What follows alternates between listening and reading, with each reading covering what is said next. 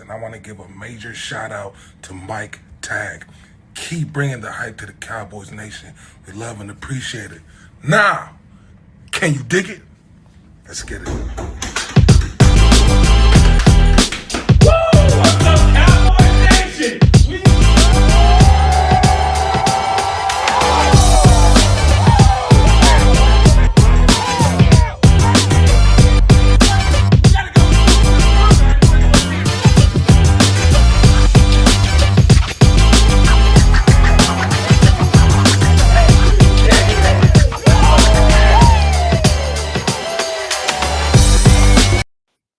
What is up, Cowboys Nation? It's Mike Tag here, of course, and Kelly K9. It's always, when you see us on Wednesday, it's always a special day. You know what I'm saying, Kelly? It's always a special day because that means we got a special guest on. And, as always, we're going to be talking football. So what's better than having talking football? Talking football with a special guest.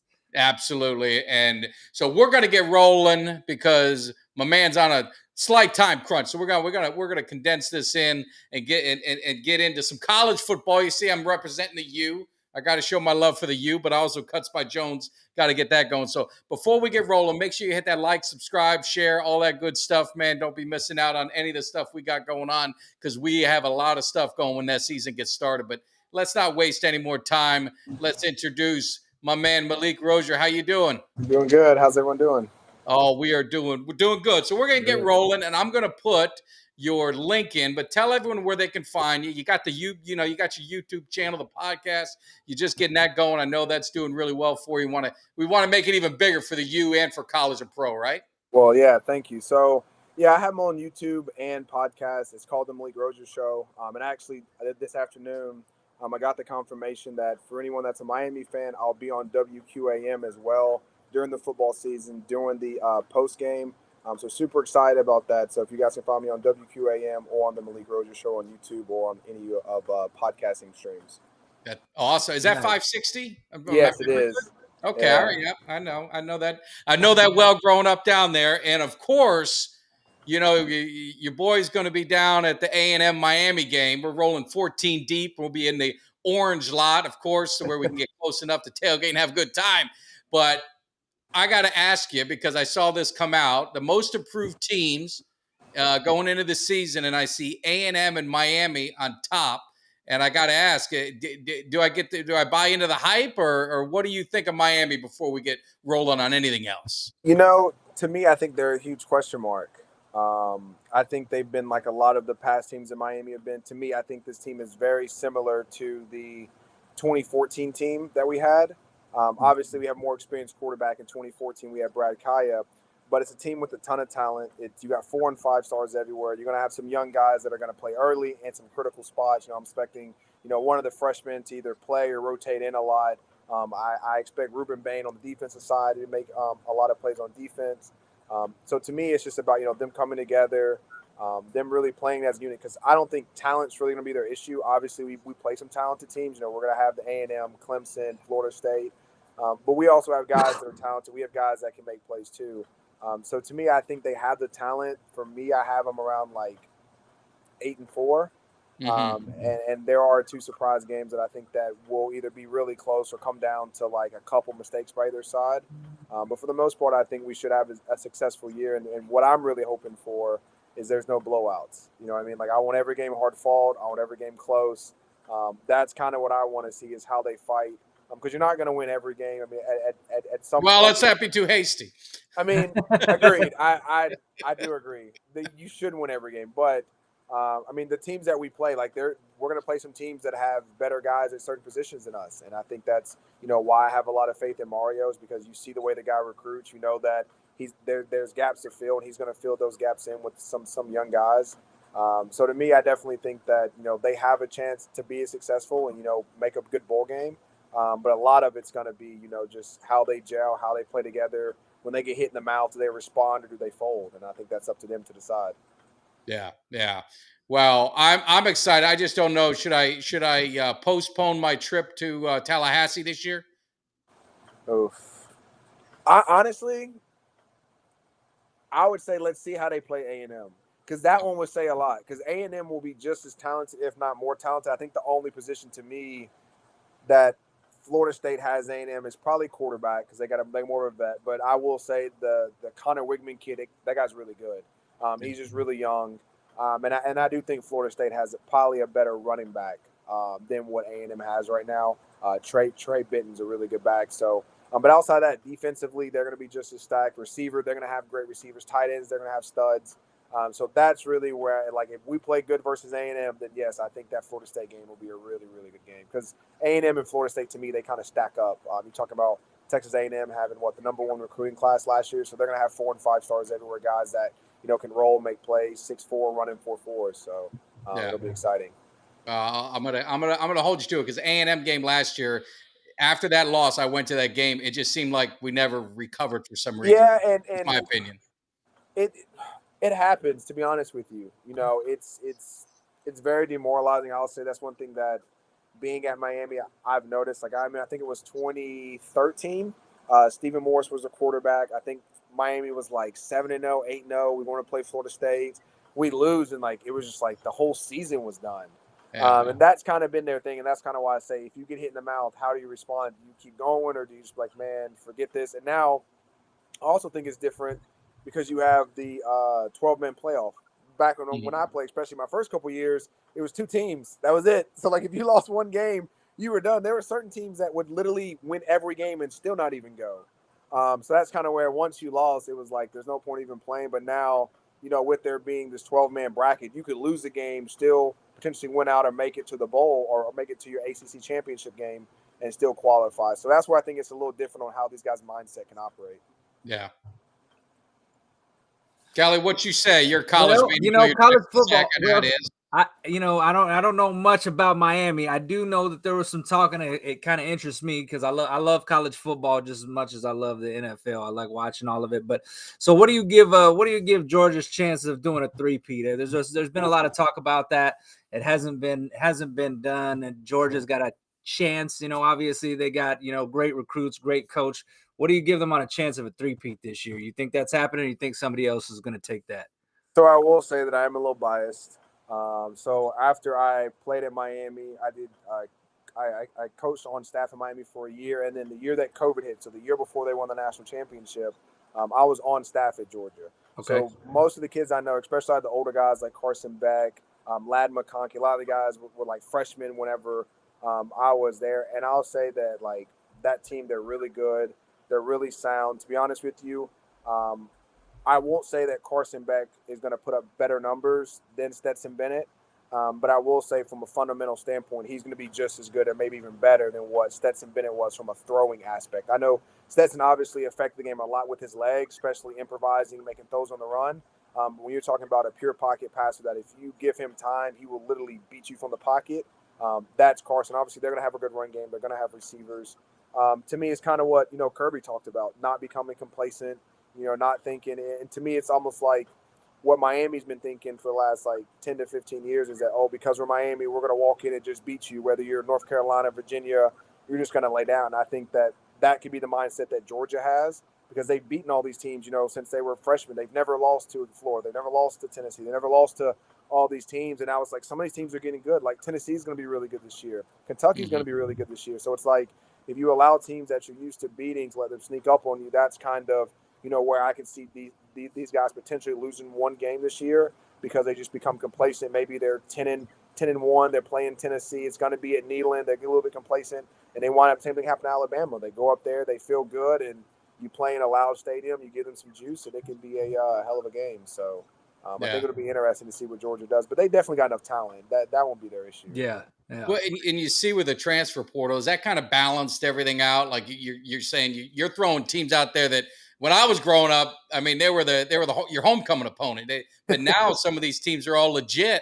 And as a transfer portal kind of balanced some of this out, spread it out, and kind of make it a little bit more balanced than years past.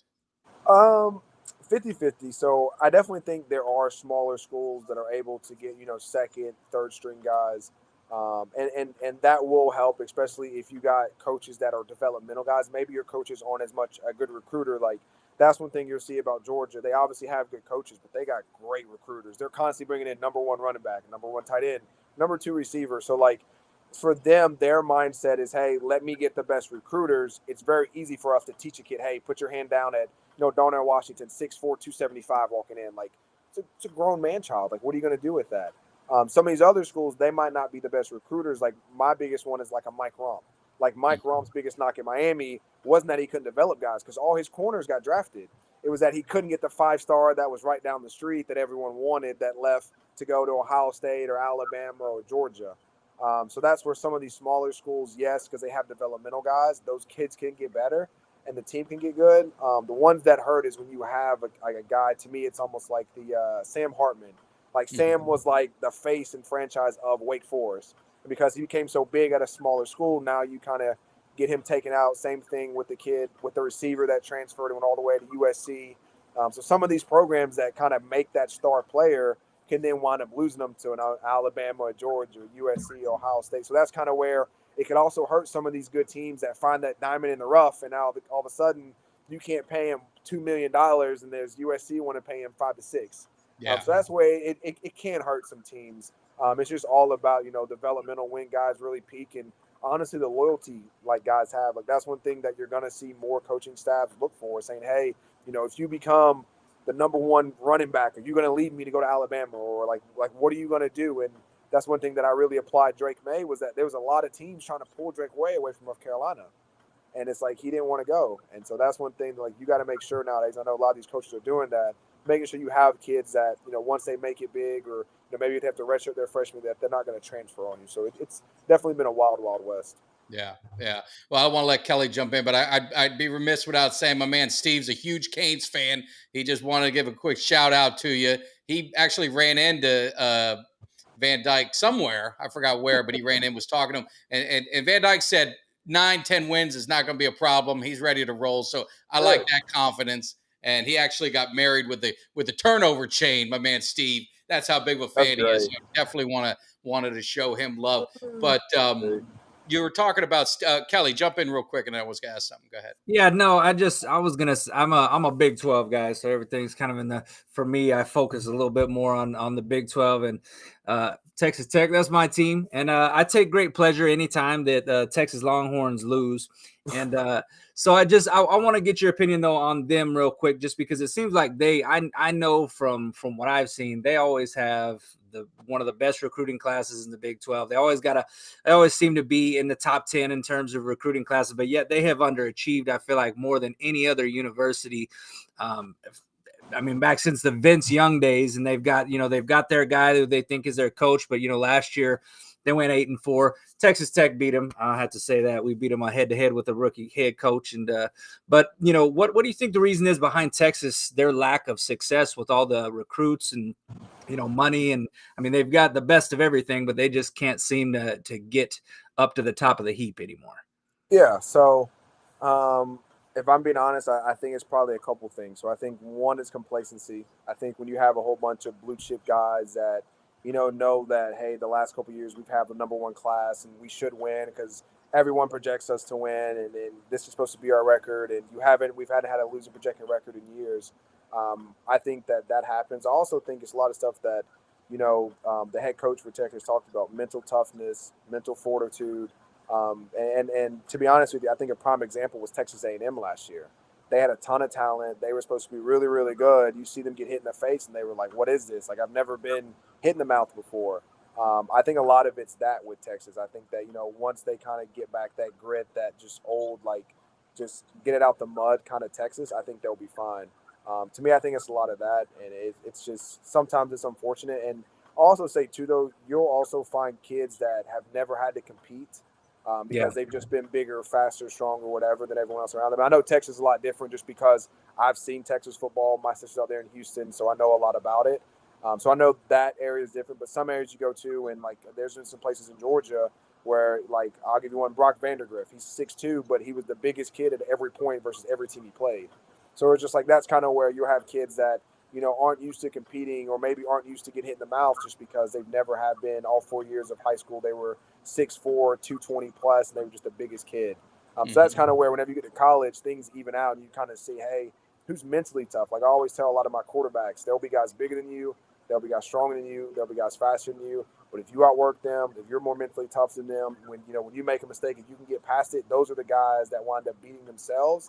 And there's plenty of guys that I know that were more talented than me, but I just outworked them. And so that's a lot of stuff that happens. You have really talented kids that don't work just because they're so used to just making plays, and they show up on Saturday and they're playing a guy that has spent hundreds of hours perfecting his craft. Even though he might not run a 4.4, he's still going to jam you up at the line. He's still going to do his technique to make it hard for you to catch. And that's kind of where I hope that, if Texas is good, it's going to be a lot of just getting back to just working hard. Yeah. Yeah. Yeah. No. Well, I don't like Texas, and I love when Miami beat the hell out of them in the Cotton Bowl. So that's always my memory of Texas is Randall They're throw going to be bell. good, though. They actually got a couple quarterbacks that are in their franchise. So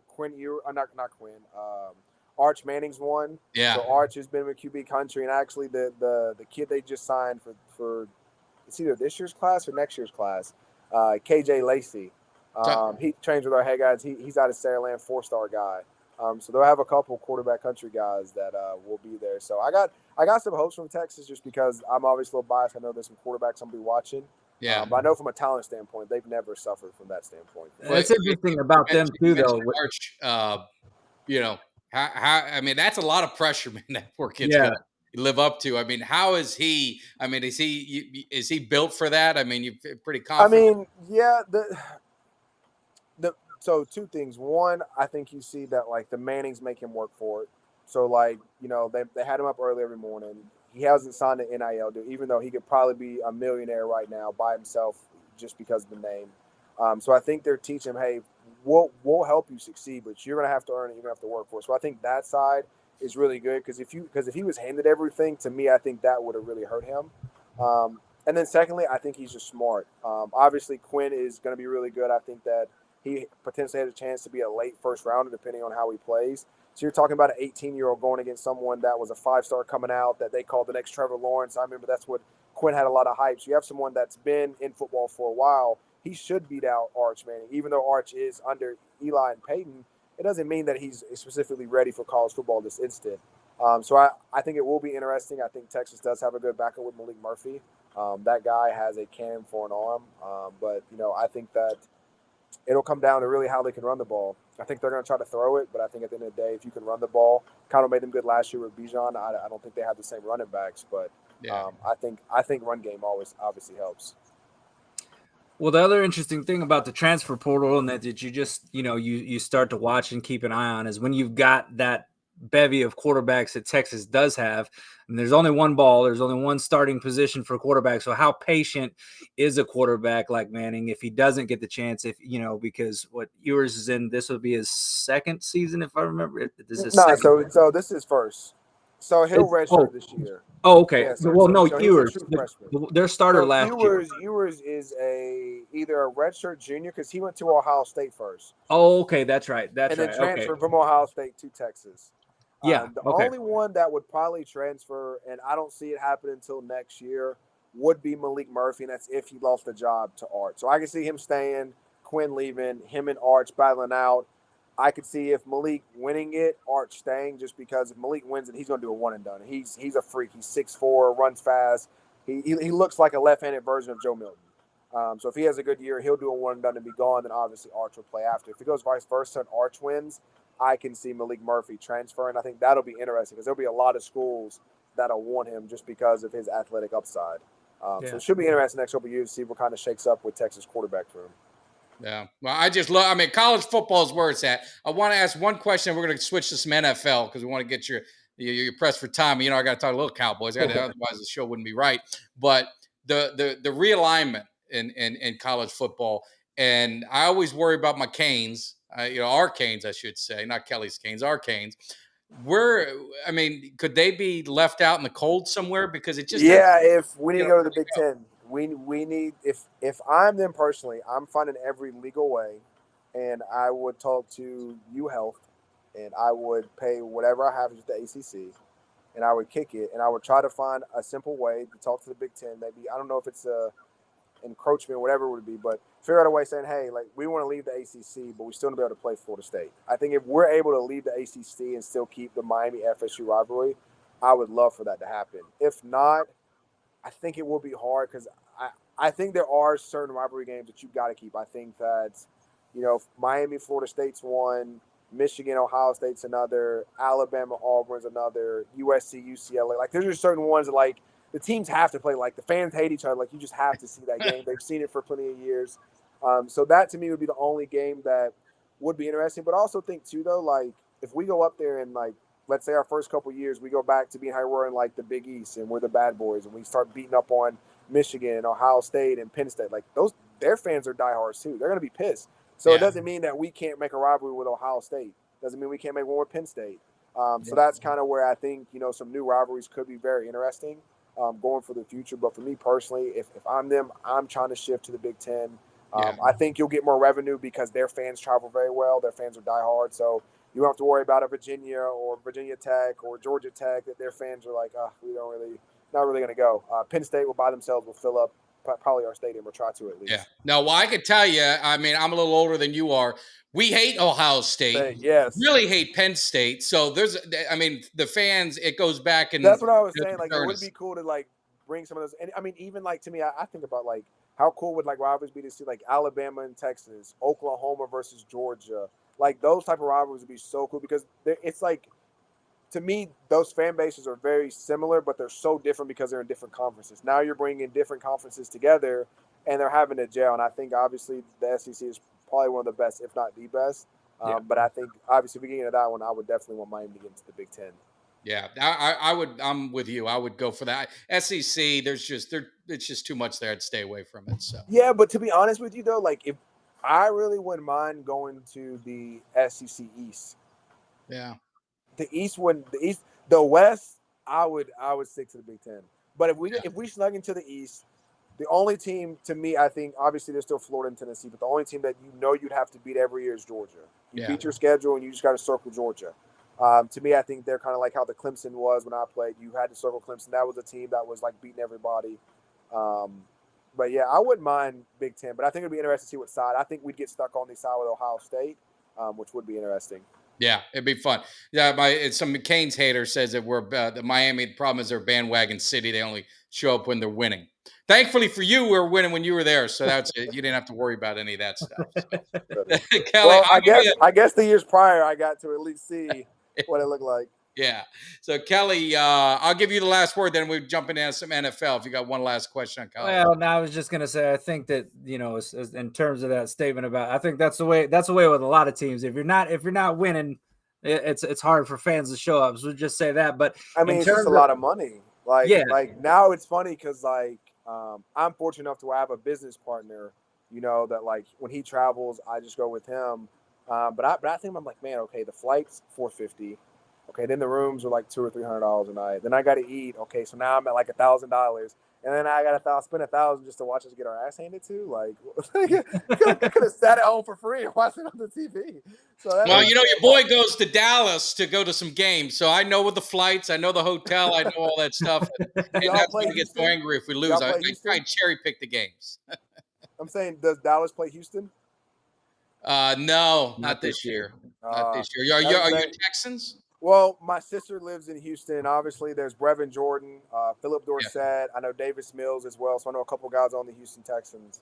So I definitely want to ask them for tickets. If they ever go to, they play in AT&T. You sit with your boy. We got some club seats where we have a good time. You know what I'm saying? When I go to the Cowboys, we do it up right. Kelly's going to get that first class experience when we open the season and slap them Jets around a little bit. So that's gonna be a good one.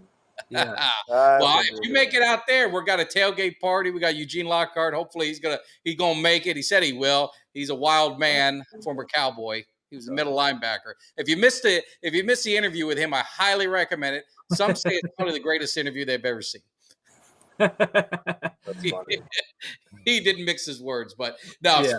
Let's flip to the NFL. Talk some it up. First of all, I want to get a question out of the way. There's something Michael Irvin always said. He said you never can have enough Canes on your team. And when the Cowboys won the Super Bowl, we were loaded with Canes, loaded with them, obviously because of Jimmy Johnson. So I was scouring through our roster, and little did I see, but our man Redwine is on the Cowboys. And I saw that. So what? You still keep in touch with him at all? You guys? Yeah, I actually talked to him earlier today. What's he thinking of the Cowboys? He got a shot? I haven't asked him about that much. I actually tried to get him on my podcast, so that's what we were talking about. I think he's going to come on maybe the next week. I know that they start mini camp pretty soon. They start next week. Yeah. So wow. So yeah, I'm trying to see if he has some like 15, 20 minutes of free time, but I can definitely at least try to ask him, and I'll tell you. Yeah, no, please do. Tell me, Yeah. make sure you check out the cave. You know, we love the Canes, we love the Cowboys. You can't ask for nothing better. But I mean, I'm always surprised that there's not enough Cowboys on or enough Canes on the Cowboys roster. For some reason, it was always so loaded, and it kind of went away. So I'm hoping he finds a spot. But you know, all kidding aside, looking at the quarterback class, you know they're loaded, right? We've got it was a pretty good class for quarterbacks. Which one do you think's in the best position to be successful long term? It could be a guy that may be riding the pine, might be riding the bench this year, but he's in a better situation than maybe someone else who may be starting. I would say Bryce Young. I think he's in one for instantly, and plus, I think if he has a good year this year, the biggest thing is you know how it is. The biggest contracts always go to the quarterback, so they know, hey, I have about 3 or 4 years to really build a team, and try to be able to produce a lot of talent around him. So I would say at least for the next 4 to 5 years, I think Bryce Young is in the best position just because they're going to be ready to compete now. I think they're missing probably a couple pieces, but that's kind of where you draft or obviously after the season you can trade different things like that. But I think they got 1 year to kind of figure out, hey, what are we missing? And I think they'll have 2 or 3 years to kind of build around him, which will really help him out. Yeah, I agree with that. Do you got a guy that's kind of a dark horse guy that you think if he gets a chance to maybe sit and learn that he can come out and surprise some people? Yeah, to me, and I think a lot of people have already talked about him, but I definitely think it's Anthony Richardson. I think with him, his ability to run reminds me of Cam Newton, but he looks a little more agile. He's not as like sluggish. Obviously, Cam was fast. I feel like when Cam got to the league, he put on a little bit of weight.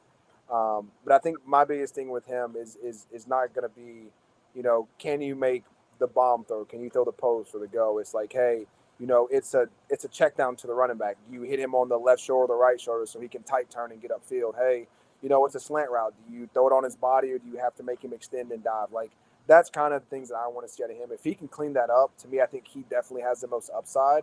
You're talking about someone that's 6'4", so he's already can see over the line. You're talking about someone that can run and do the things that he does. But I think a lot of it's going to be, what the coaching staff does with him. Obviously, not obviously, but honestly, who his backup is. Finding him a vet, finding him someone that doesn't mind being a backup, making $1 million or $2 and teaching this kid kind of what he's learned. I think if they can put that together and give him a couple years and not like, try to force him to be great right now or force him to win every game, I think he has the biggest chance of being like the next superstar. Yeah. You think Bryce is big enough? Going back to Bryce, you think he's I think that Bryce is going to have the most impact the next 5 years. I just don't know if he'll play 8 to 10. Okay. I think the biggest thing is they're going to have a consistently really good offensive line around him, just because he's a little guy. And I'm sorry, they're taking the best of the best in the NFL, so everyone's going to be 6'4", 245, 250 plus on defensive line, and he's 5'11", 205, 210. They're going to pick him up and throw him. So that's kind of where, like, I think Bryce can be the best and probably will be. But I don't know if he's going to have the longevity of the other quarterbacks just because some of them are going to play later and the other ones are just going to have a bigger frame. They can take more hits. Yeah.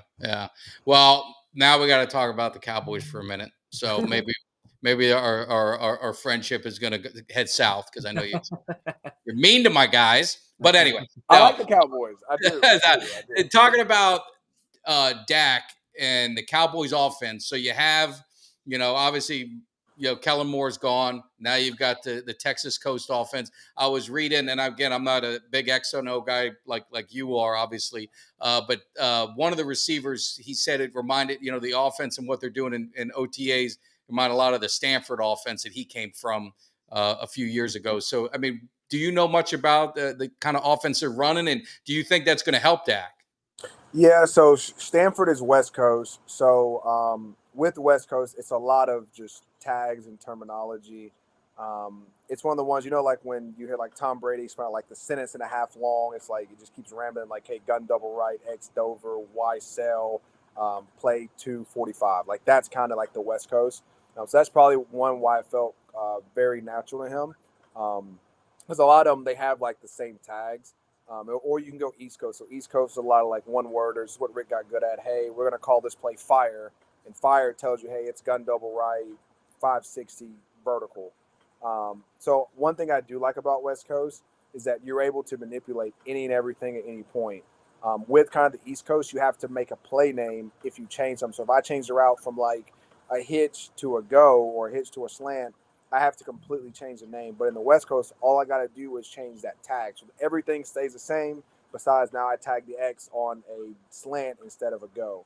So that's kind of where you can get really creative and you can do a lot of cool things. And you can definitely, keep the same formations and kind of adjust your offense. Like maybe, you're saying, hey, like if we ran a comeback on this play to work, well, like in the playbooks that I would play, it'd be hard for us to adjust. Like we'd have to come up with a new play call kind of for that play. In the West Coast, you just change one tag and it's basically a new concept.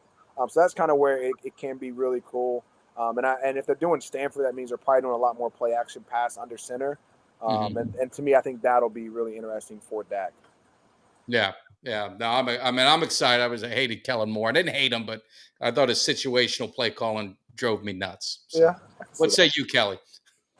Hey, when the number one offense, a lot of people talk about how we had a top offense for the last several years. The top offense didn't get as much when it came to the playoffs. It's all about, obviously it's easier said than done, but I like the things, at least what's being said. Obviously things that are being said in training before training camp gets started, before preseason gets started, but they've talked about how they're trying to cater this offense to be things that works around Dak Prescott's strength. And I think that if you're any coach that's worth your salt, that's what you're going to do with your quarterback. You're going to find out what he does well, and you're going to implement those things into the offense, and the things that he doesn't do well, you're going to kind of stay away from those things. So McCarthy's talked about doing that, and I guess we'll find out soon enough if that comes to fruition. But I like the thought of it. It sounds good, but we'll see what happens when the season starts.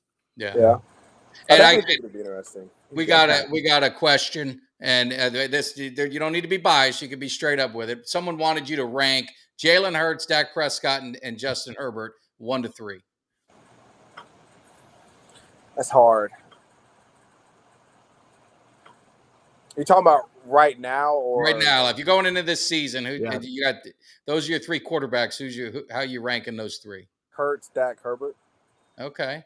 See, I was surprised because Herbert, I would have thought would have been up because everyone's in love with him with his skills. But it's like for me, quarterback skill plays, but I also think a lot about like who surround them, who their talent. Like that's the reason why I had Brock Purdy in my top 10.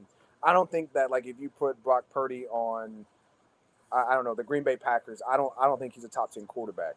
But I think with the talent around him, Kyle Shanahan, kind of what they're doing, like they're going to win games. He's going to throw for a lot of yards, and there's going to be guys that are going to be wide open. So that's kind of why I think Dak's going to have a good year, but I can't put him above Hurts. Hurts to me is really good. Yeah. So you equate the quarterback with the talent they have around them. Yes. So what I'm saying was when you rank, because I saw your Purdy when I almost fell off my chair. Okay, just watch him though. You understand that guy came in as a rookie, played pretty good in the playoffs. Yeah. And he probably didn't have a lot of time to install plays that were specific for Brock. So it's like you're playing basically in a Trey Lance or who they had before him. Garoppolo. Yeah, you're playing in their offense, and Brock's a little different of a quarterback. So that's why I think with this year, if he can come back and be healthy, I don't necessarily know if he'll be a top 10, but I definitely think he'll be somewhere at least in the top 15. Because I challenged you, and you didn't respond to me. I offered you a steak dinner. You're Tampa guys, so we can go to Ocean's Prime. We can go where you want. If Brock Purdy is better than Dak Prescott by the end of the year, I would buy you steak dinner, but I just don't think it's going to happen. Okay, we can take that. All right, we got a bet. He done got you on the show and got you making a bet. But if he's hurt, then it washes. No, any injuries. If God forbid something happen to either one of them. But they say he should be able to play. Yeah, if he's playing. He's playing in it. And I give a lot of his success to more Kyle Shanahan and like what he's built around him more than I think that like if he by himself alone and there was 10 other quarterbacks or all the quarterbacks in the NFL, I don't think that he would stack up. But I think he's going to have really solid numbers this year, which people are going to put him up there because it'll be hard to tell me a guy that's throwing for 200 or 300 yards, a couple touchdowns, and winning. It's hard not to put them up there. Yeah. No, I mean, it's a 3-team race. I mean, you talk a lot of the NFL on your the Malik Rosier show as well. So that's give you one more shout out. You guys, if you're just tuning in, jumping in late, make sure you hit subscribe. I put it in the chat to Malik's YouTube channel. Awesome content. Talks about the U, which I love, but he also talks all college football and all NFL. So definitely check it out. Kelly, your turn. Well, I was just gonna ask. So we talked a little bit about Hurts there, and I agree. When I did my top 10 quarterbacks, I had Hurts a slot above Dak Prescott just for the season that he had last year. But I think what that not a lot of people have paid attention to and talked about. Okay, his Hurts first year. When it was primarily Sirianni was kind of making these calls. There's a different play caller, and Hurts really struggled. Now a lot of people say, well, he didn't have playmakers, but all the playmakers were the same with the exception of AJ Brown. That was really their only addition they added in year two. The thing was the play caller changed. Now they've lost their offensive play caller, and they brought in another guy on their offense. So that's another thing. He's going on now. This will be his third offensive play caller in 3 years. How difficult do you think that's going to be for Hurts? Do you think they're going to keep things similar to what they had last year to try to keep from offsetting it, or do you think this could be a struggle for him? Yeah, I honestly think it's going to be the personality of the offensive coordinator. If he has an offensive coordinator that is stubborn, old school, that it's my way or the highway, I think they'll struggle. But I think nowadays you see a lot more coaches, especially offensive coordinators, that are going into a winning program. A lot of times they adjust because, to be honest with you, most play calls aren't new. Like everyone runs flood, everyone runs right cross, everyone runs right shallow. What you call it might be different. You might call it Bronco, I might call it unicorn, you might call it gun double right, wide cross, X post comeback. They're all the same thing, but the difference is now if I know that these guys know it as this, that's how I need to teach it to them, so that they're not basically relearning the alphabets or relearning a whole new language. That's a lot of times what causes disconnect is that you'll have a quarterback that's learning, different name, but they're all the same place. So one time I hear Bronco and it's inside zone for one coach, like that's what it was for Mark Richt, but for Coach Coley, that was a pass play. You know what I mean? So it was like I had to disconnect what I learned from Coley from what I learned from Richt. And so that's kind of where you see a lot more OCs now when they're going into a good situation. They kind of learn, how are you guys teaching? How can I make it easy for you guys? That was a lot of stuff that Todd Monken did when he went to Georgia. He came from not Baltimore. He came from the Browns and then went to Georgia, and he learned their terminology, their stuff to make it easier for the Georgia guys so they could play faster and not worry about, am I right on the play call? And then I also think it's about how much he studies Jalen. You know what I mean? He has to sit there and say, hey, what passes did you throw the most? Where'd you have the highest completion? On what down and distance? I think if he can figure that out as well and understand what Jalen's good at, they'll have a chance at least to be successful. Yeah. Got one question. I can't remember if you did. Stacy Coley, did you play with? I did. Okay, yeah, he's one of our subscribers, and he went to Northeast with him. So okay, yeah, I love Stacy. Yeah, it was funny. My freshman year, I knew how to play spades a little bit. Freshman year in the dorms, me, Stacy, Stando Bar.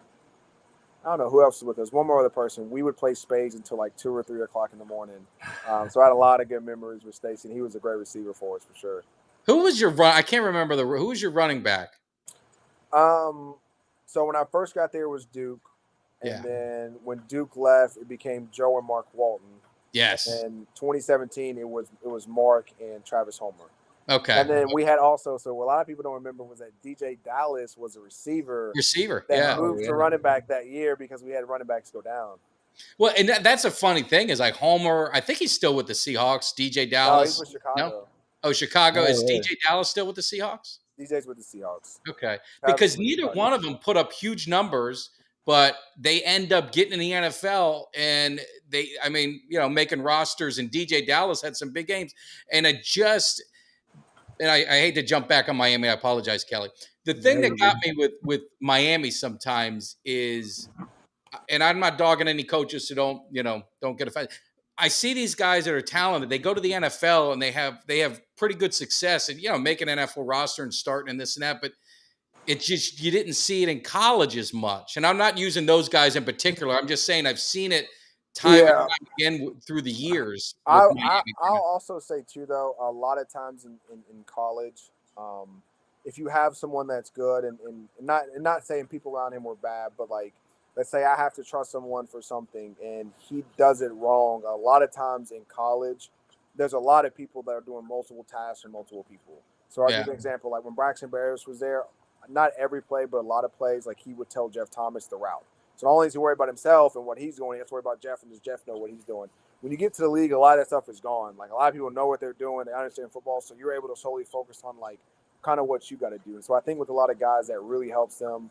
It allows them just to solely like just kind of let their inner like football take over.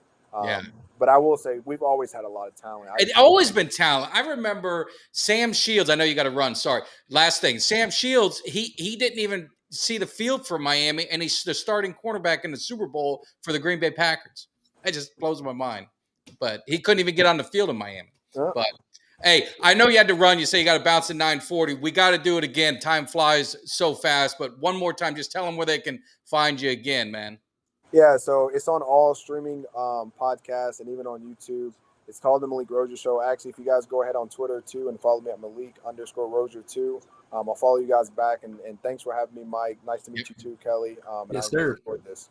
Yeah, definitely. Yeah. And you're in Tampa. I don't know what part of Tampa. You might have to come to the cave one of these times. I'm down. I'm definitely down. Yeah, so I'll definitely hit you up. I appreciate it. Don't forget to bet. It's on tape. Yes. Brock Purdy versus Dak. Yeah, take care. I'll see you, man. Hey, thanks for coming on. I'll see you. No problem. Right. Oh, that was a lot of fun, man. Yeah, I like talking some college football, especially with getting a quarterback's perspective from it and able to break down the terminology of the, break down the term. It's funny because when he's talking and he's doing the, why right, X42, so and he was just rolling off his tongue. And I sit there, I was getting tongue-tied trying to listen to it. I'm sitting there like, wait, what did you just say? But that's that quarterback terminology, being able to rattle off them plays like that. And just, I like picking the minds of guys like that know the game, understand the game, scholar of the game, student of the game. Yeah, so always nice. I'll say real quick because I know we've been picking up a lot of subscribers, and if you're new to the channel, make sure you hit that subscribe. But we did a pretty in-depth interview with Malik, so I know there was some questions about Rick, and there were some other questions I didn't get a chance to get to because we were pressed for time, so we're trying to get a little bit of college and a little bit of pros in there because he's smooth and he knows his stuff, but go back and watch the full interview. We talk a lot about Florida State and how much we hate them. So it was a lot of good times. And the funny thing with Malik is, I don't know if you had heard it, Kelly, but my son, the very first game we went to was Florida State. I took him up to Florida State. So his first game, and we're playing, and Malik was a quarterback, and we were getting beat the whole game. And we're up in the nosebleeds, and fights are going on. It's nothing better than good college football rivalries. Watch the fights, people rolling down the stairs. My son might have been 12 or whatever he was at the time.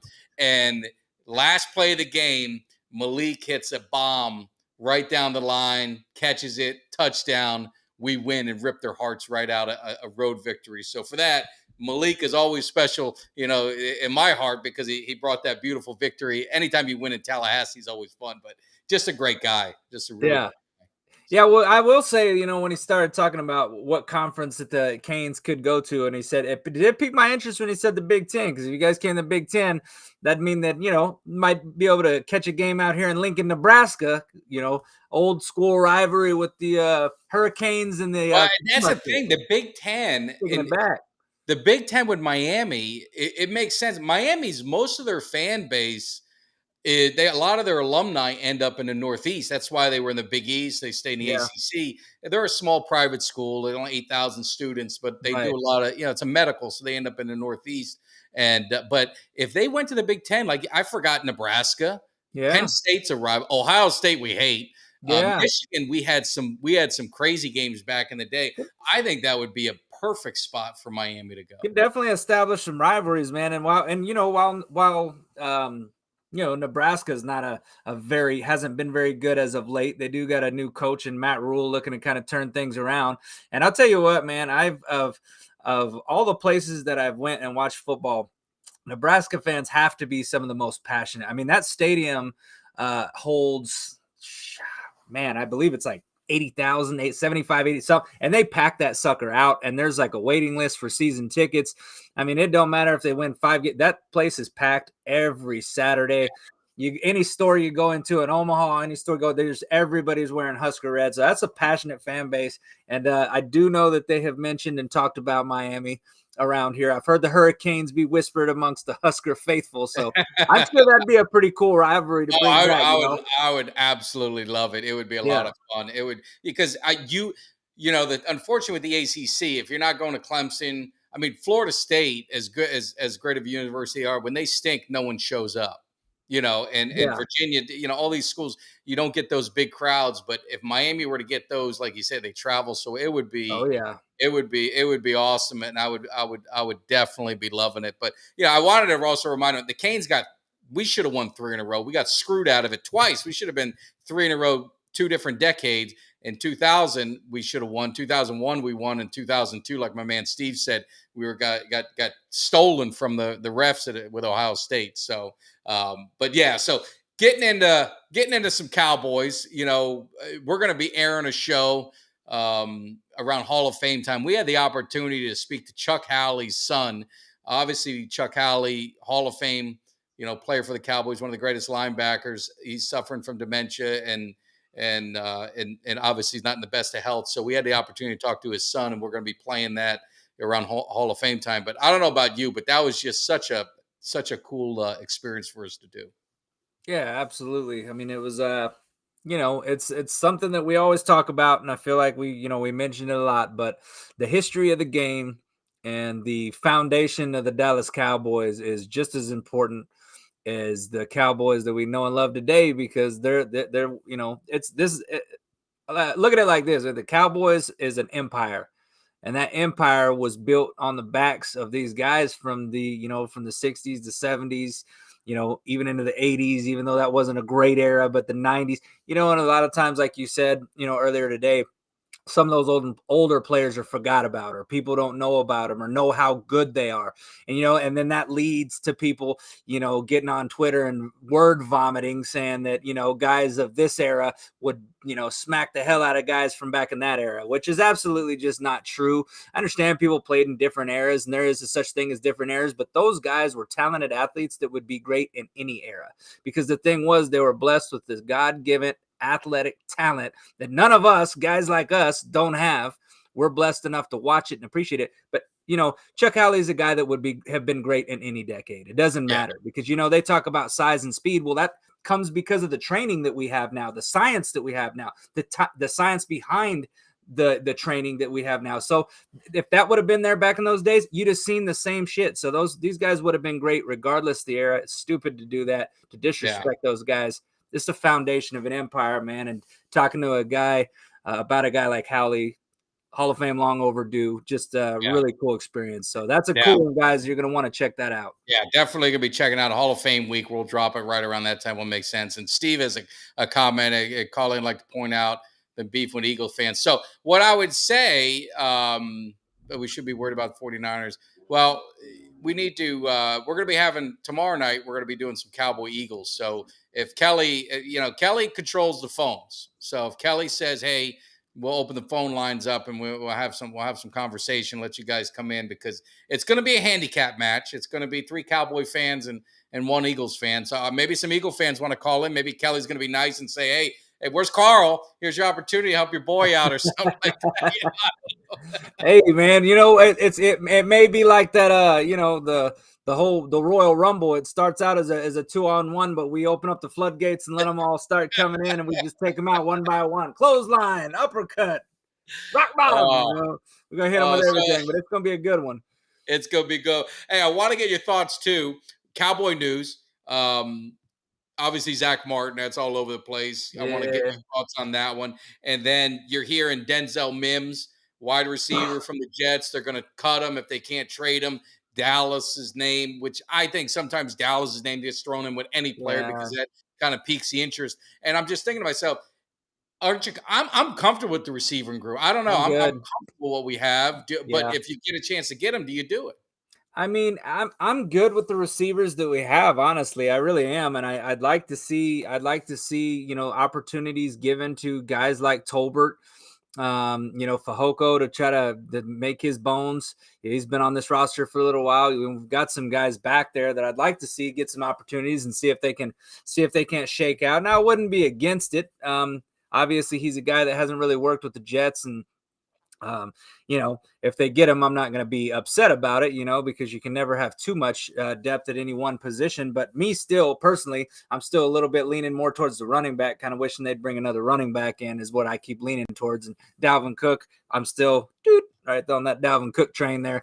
But, as far as Zach Martin goes, I don't think he's talked about holding out. He doesn't really seem like a guy that I think is going to do that. He's a character guy.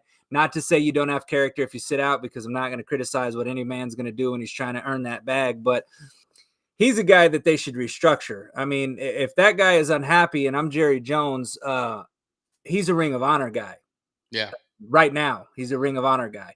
I'm sitting him down and I'm restructuring his contract. And I'm making that guy happy, because I feel like that the Cowboys, as of late, they've really struggled and not done a great job at getting guys and signing their guys and doing the right thing by their guys. Like with the Dak Prescott thing, that drug out way too long. We ended up having to pay him way more money than what we should have. Now, Dak's franchise QB is worth it, but hell, we could have got him for probably $10 million cheaper had we signed him before Wentz got signed, or the I think it was Carson Wentz, the Wentz signing. We drug our feet on that.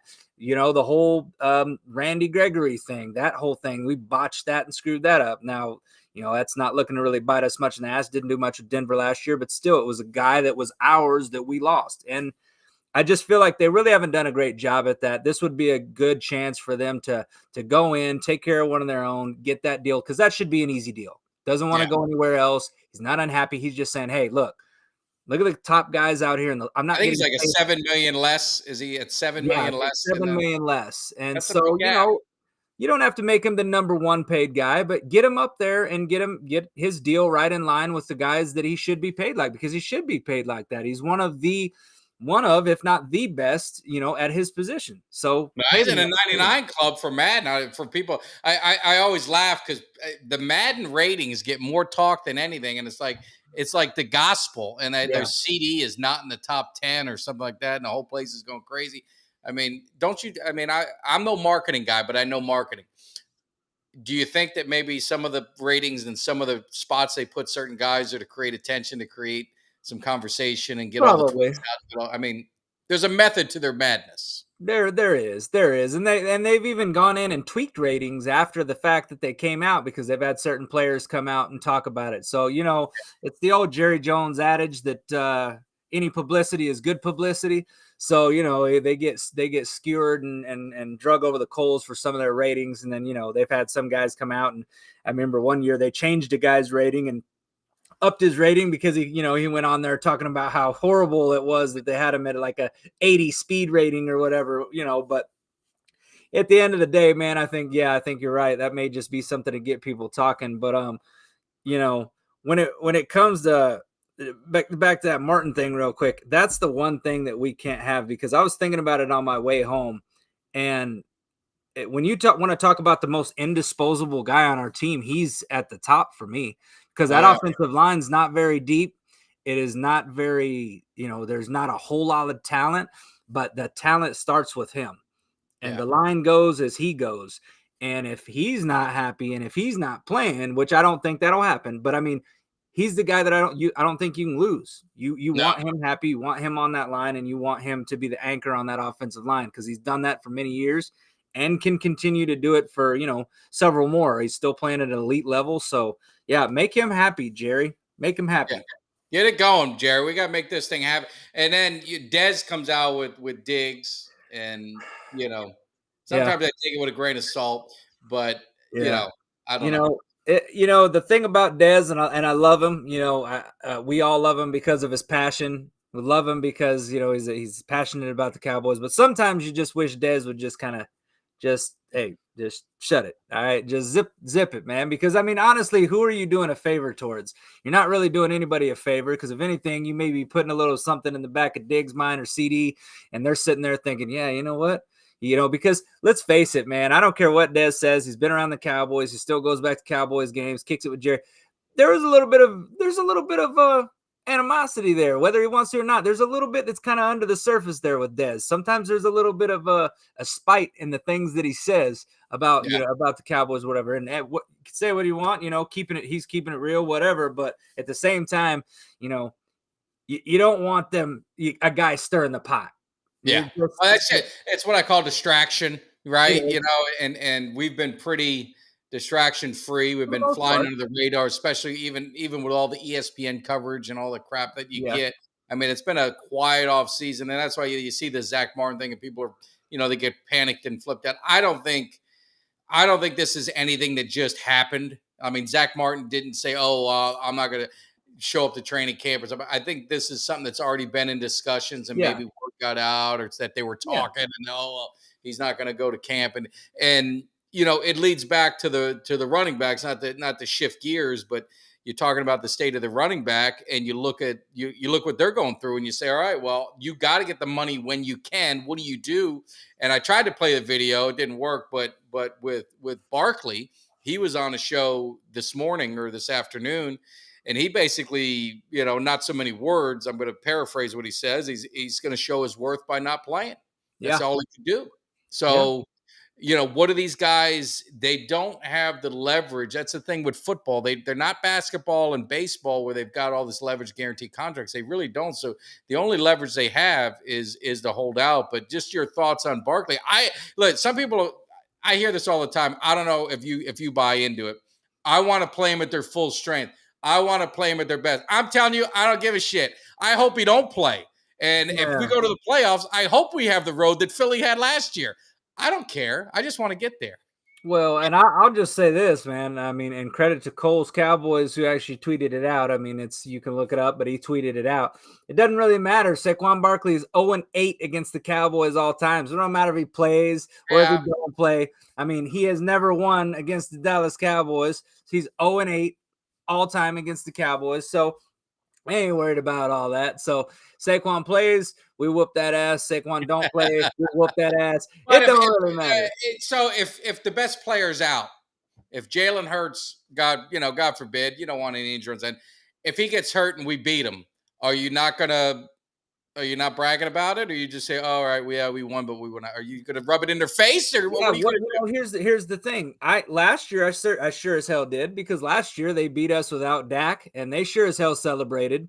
They did. I mean, I saw it. I was there. I have eyeballs. I remember seeing it. I mean, they celebrate. Hell, their coach was walking out there. How about them Eagles after the games?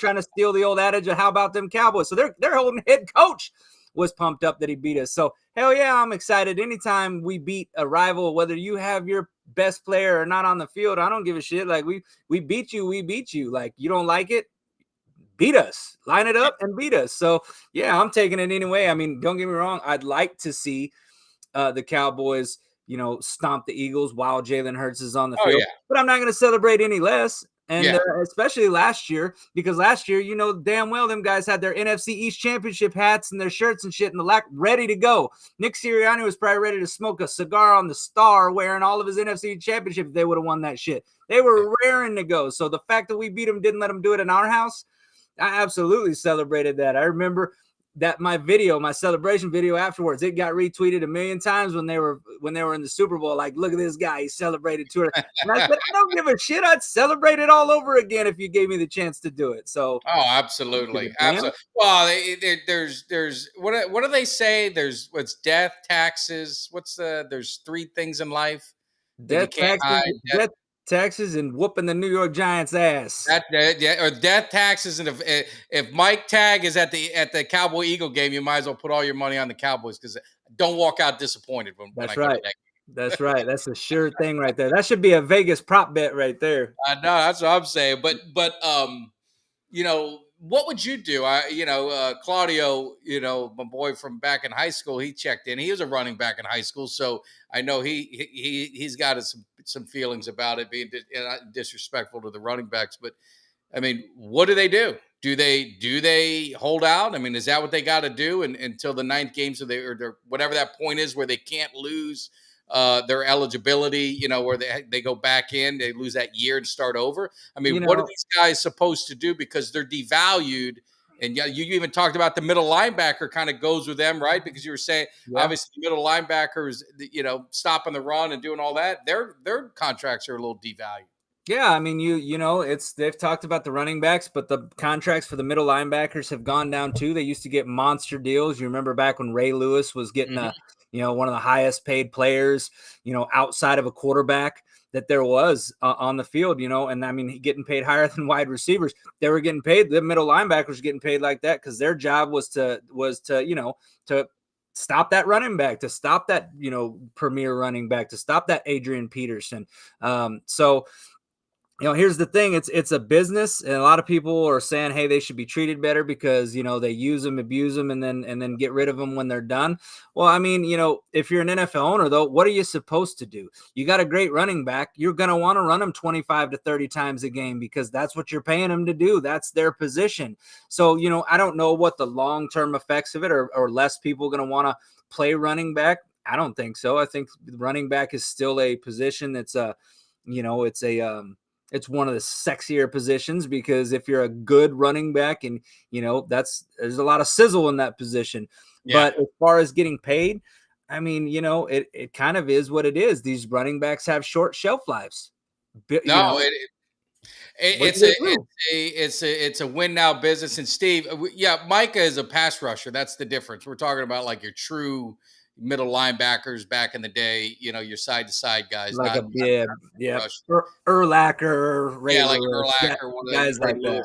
Yeah, they're in that Micah Parsons is a unicorn. Okay, yeah, Micah Parsons up on here. He's a unicorn, so he's on a different level. But I just see, I think we talked about it off air. Hopefully, I'm not repeating myself, but you see a thing with running backs. If you're a team, you could argue that, like what Bijan Robinson, or why did he go 8? Running backs are devalued. Why? Well, if you take it from the Falcons' point of view, they got him for 4 years.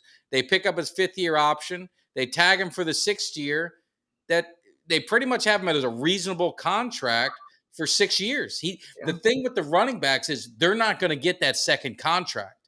That's what you're seeing. You're seeing it with Barkley. You're seeing it, Jacobs. These guys, they're going to get franchised, and Pollard, who signed this franchise, but hey, $10 million is a lot of, that's a lot of scratch. So, I mean, it's, I don't make it look like they're going to the poorhouse, but it's just a position. I think these guys are just in a bad spot where the offense is, the number of games that you're playing. Now you're up in the 20s of games. If you're playing a full season, one running back can't handle that load for that long.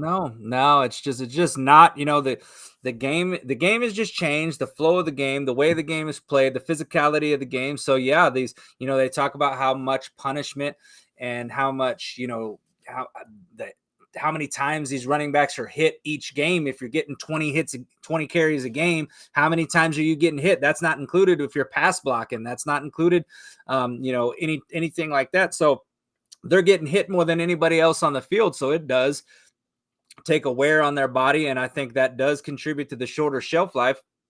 So, does the running back position start to evolve into what we've kind of seen? There's always been pass catching running backs, but now there's really an emphasis on these pass catching running backs, guys like a Tony Pollard, guys like a Christian McCaffrey, guys, even to an extent, a Saquon Barkley, guys like that can catch the ball and maybe avoid some of that damage and some of that wear and tear on their bodies, and having 2 or 3 running backs that you can kind of, wash out. But if you're doing that, you're basically got 3 guys doing the job of one that used to be one guy, or maybe it's sometimes 1.5. Then you're going to pay him less. It's just, that's just how it is. And if Saquon decides that he's going to, die up on that hill and he's going to sit out for the year, there's no guarantee that there's not any team next year that's going to give him a big bag, sign him to a deal. He could end up in the same position. I mean, you look at Dalvin Cook. Dalvin Cook's no slouch as a running back, but there's nobody running to sign him.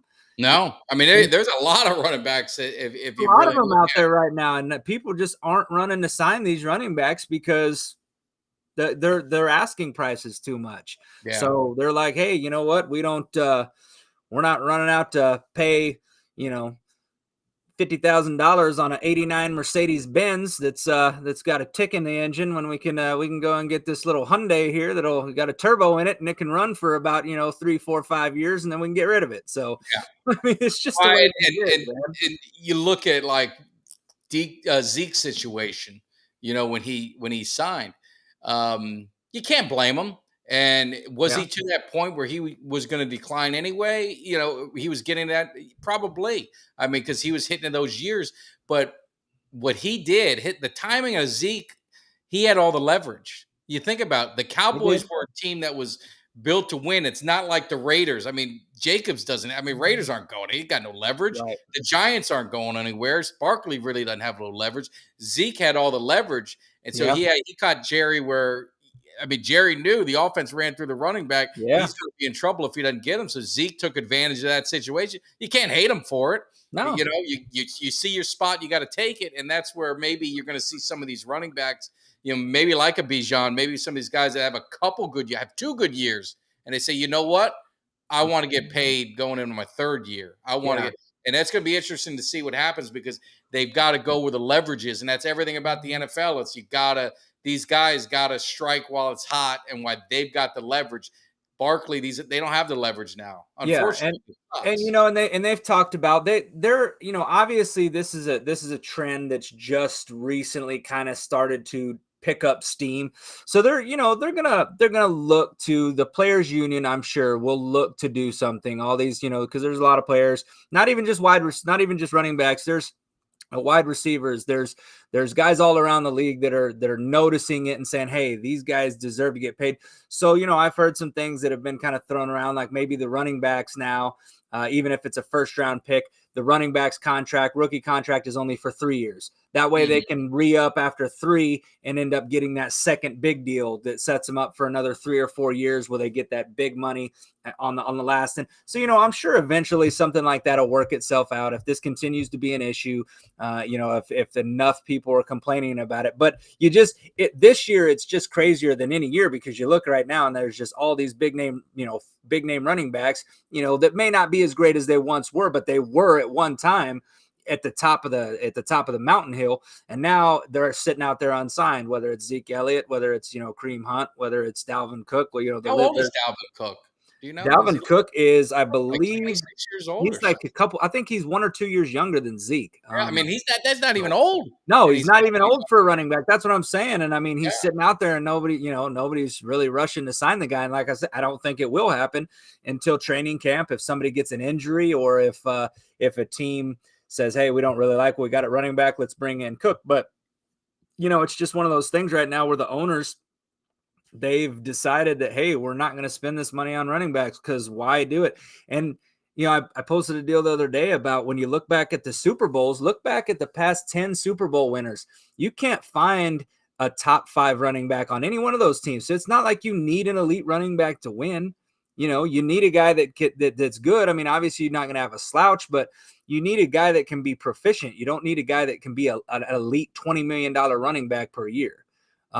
So it's just it's one of those things where it is what it is, man. And it's a business, and it's a business model. And right now that business model is working. So if you don't got to pay that money, why would you? No, absolutely. And Steve, thanks for hopping in. And my man Fred better watch out. He's telling his wife, hold on for dinner. He's listening to the show. So we need to, I want to make sure you're live the next day. I don't know issues. And the other thing too is Kelly and I, we talked about our subscriber count's been hitting. We're almost to our next goal of 2,000 subscribers. So we're going to get with Fred. We're going to put him on the spot and say, maybe we're going to do a cut giveaway when we hit that 2,000 subscriber. I don't know what he says. We'll see if he's in on it, but we're getting so close. We appreciate all the new subscribers and all the new listeners and everything. It's obviously been a lot of fun. So that's a little promotional announcement. And then tomorrow, while we got you guys hanging, we're going to be doing a special show, a little Eagles Cowboys battle with the Birds versus Boys. So we're going to have a lot of fun with that. Fred's in. So 2,000 subscriber, we're going to do a giveaway, live giveaway. You must be present to win. That's the way we did the 1,000th one when we gave away a Micah Parsons signed 11x14 beautiful picture that I think, if my memory's right, Doug won. And he was a third one to win. or third person to try.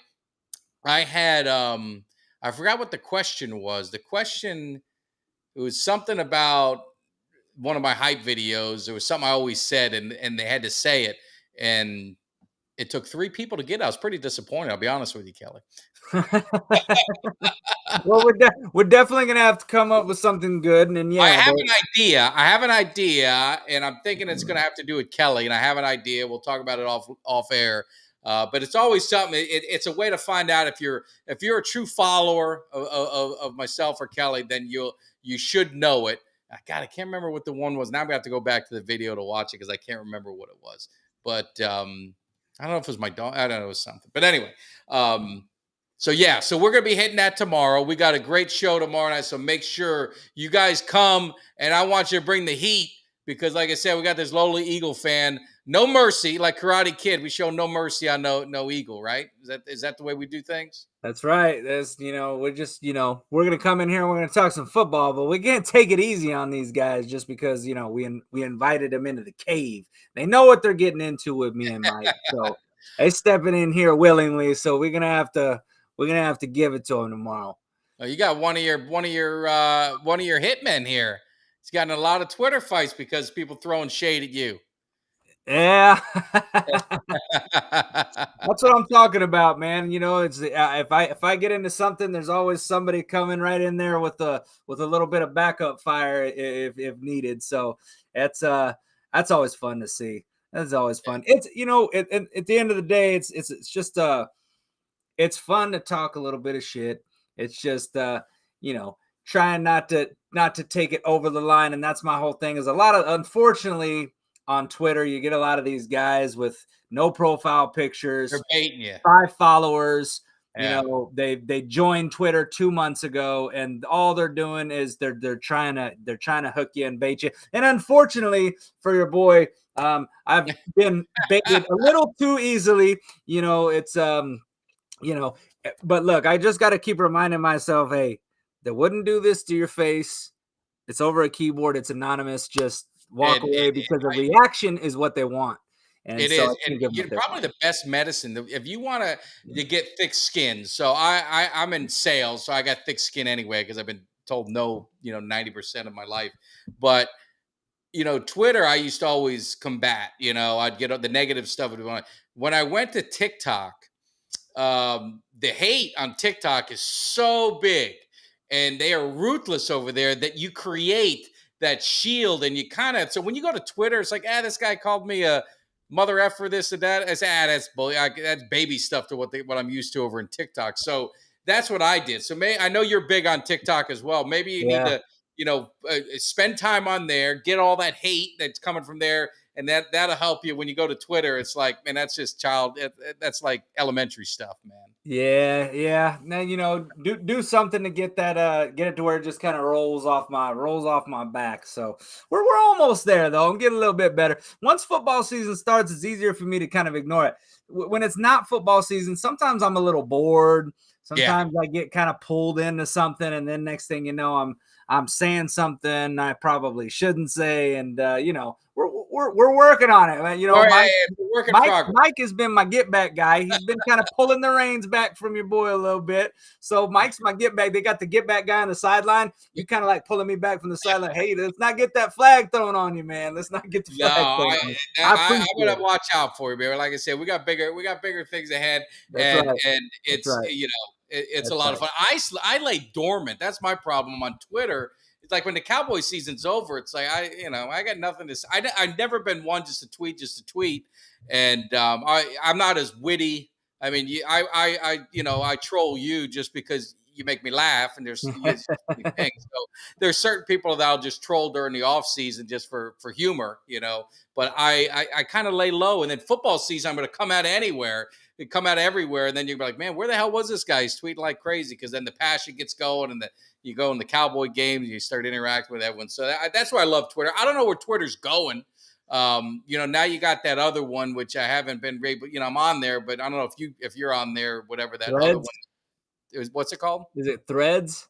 Is it Threads? Is I that what it think is? so. I Facebook think one? so. That's that new social media app. I haven't just because Yeah, man, that's it. it's at some point it starts to become overwhelming. It's like got Facebook, got Twitter, got TikTok, got Instagram, and it's like at one point it's like I can't manage all them damn apps, man. Shit, I'll never get anything done. So Yeah, no, I don't think I'm going to go to that one. I'm going to go down with the ship. If Twitter's going down with the ship, I'll go with it. But that's where the easiest thing for you guys is. If it does go down, all you got to do is, hopefully you did it already. You're hopping over to YouTube and you're subscribing to the channel because that's where we're going to be anyway. That's where the right. good stuff happens. If Twitter goes down, Instagram, I'm so. Facebook, we do have the Facebook Cowboys Cave page, and I think we hit over 2,000 followers on there, which was pretty cool.